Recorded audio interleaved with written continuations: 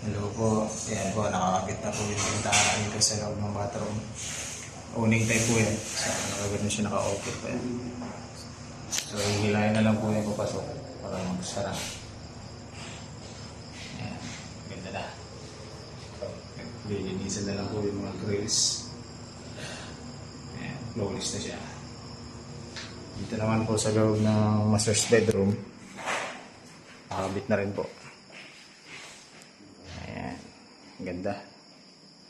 So yan po yung plastic na yan nilagyan po para lang po di masyadong kapitan ng alikabok. Kaya madali naman po yan tanggalin. Kami na lang po magtatanggal dyan kapag po tuturn over na po namin sa inyo to second floor.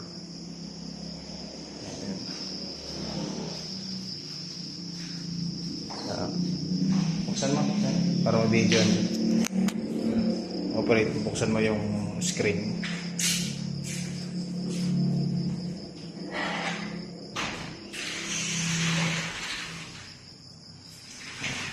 Ayan, dito sa yung pinakabintana. Ayan po yung screen.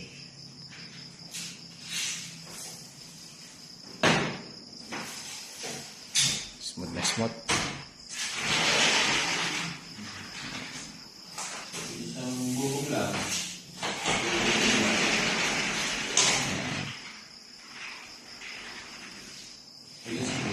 Pwede na dito ang bukas. So, basta yung apat po na yun, yung apat na panel po nung ayan. Sige. Okay, sara mo na. Pasukin tayo ng lamok. So, bali ko ang Pinibubog.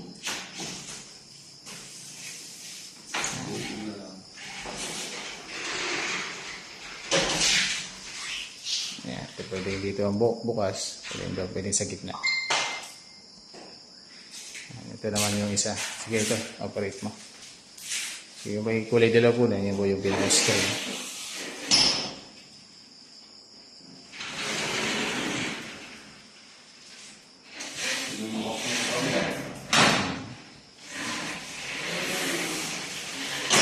Babalik ko po dito kasi hindi po nalalagay yung sealant sa labas.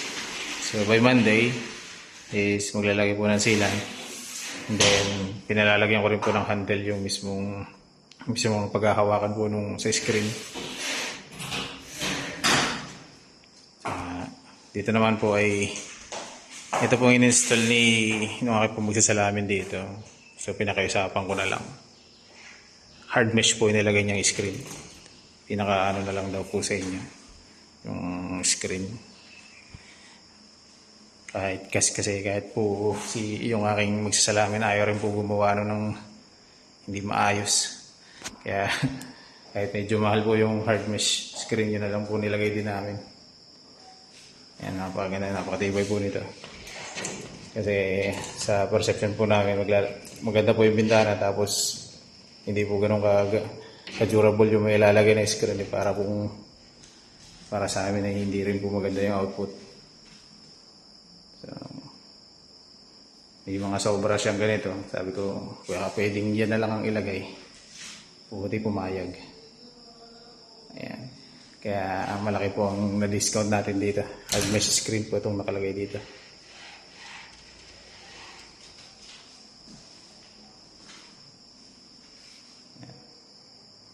Ito po ay tempered.